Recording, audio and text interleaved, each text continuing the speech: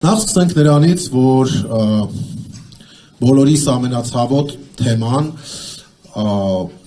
փոխհատուցումների եւ փոխհատուցումներից բժշկի աշխատավարձի տոկոսը չնչին է։ Շարունակենք նրանով, որ օրենքը ընդունվել է եւ օրենքը հիմա աշխատում է, խախտելով պացիենտի հիմնարար իրավունքներից մեկը։ Ուզում եմ ասել, որ տեխնիկական հարցեր են, այդ համակարգի պատշաճ աշխատանքն է, դա բժիշկների տեղեկացվածությունն է, դա բուժկենտրոններին կոդեր եւ գնացուցակներ տրամադրելու հարցն է, որոնք որ արդեն գրեթե ամիս ու կես գործում է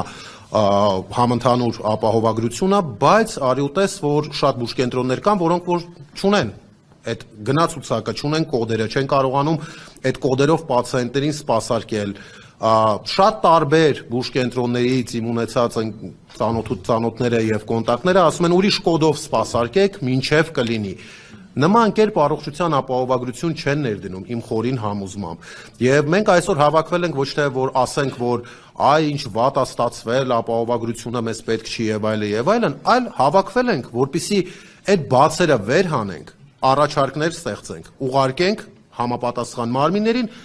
որպեսզի շտկեն, որովհետև մենք այստեղ 5 հոգի նստած ենք որպես բանախոս, 5-ս էլ վստահ ենք, որ առողջության համընդհանուր ապահովագրությունը անհրաժեշտություն է հանդիսանում Հայաստանի Հանրապետության համար եւ փրկողակա Հայաստանի պացիենտների համար։ Բայց ոչ այս կերպով, ոչ բուժաշխատողի տանջանքը կոպեկներով վարձատրելու հաշվին, ոչ այն մեթոդաբանությամբ, որով որ հիմա արվում է, որովհետև առողջության համընդհանուր ապահովագրությունը պետք է լուծի հարցեր, ոչ թե առաջացնի նոր հարցեր։ Մենք իհարկե հրավեր կուղարկել ենք Ազգային ժողովի առողջության մշտական հանձնաժողովի քարտուղարություն եւ խնդրել ենք, որպեսզի ներկայացվածություն ապահովեն։ Ուղարկել ենք առողջապահության նախարարություն, խնդրել ենք կամ նախարարը կամ կոմպետենտ մասնագետով, որ առօրյայում զբաղվել է այս համակարգի ներդրմամբ, ներկա լինի։ Ուղարկել ենք նաև ապահովագրական նորաստեղծ հիմնադրամ իրենց բոլոր մեյլերին ի դեպ եւ խնդրել ենք, որպեսզի ներկայացվածություն լինի, որ կարողանանք կոնստրուկտիվ միջավայրում քննարկենք,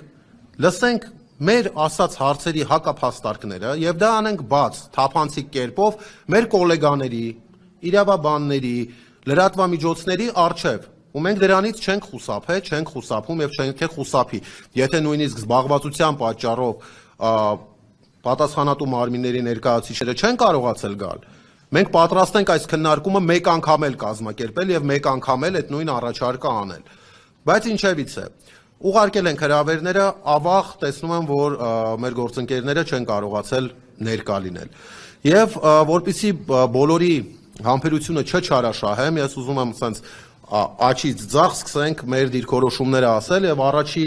խոսքը ուզում եմ տամ Անուշին Պողոսյան, ով որ կներկայացնի իր դիտարկումները առողջության ապահովագրության վերաբերյալ։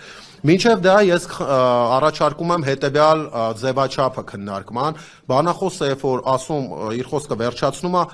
կարող ենք հարց ու պատասխան ունենալ,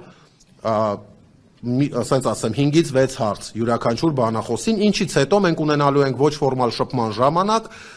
կկարողանանք արդեն սուրճի ներքո միասին քննարկել մեր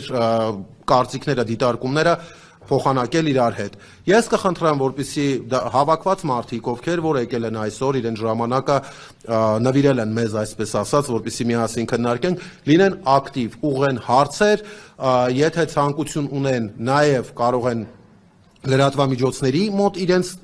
տեսանկյունը, իրենց տեսակետը հայտնել, այդ ամեն ինչը ողջունելի է, այսինքն սա մեր քննարկումը չի, սա մեր ընդհանուր քննարկումն է։ Ուստի խնդրում եմ ազատ զգացեք ձեզ եւ հանգիստ ուղղեք ձեր հարցերը։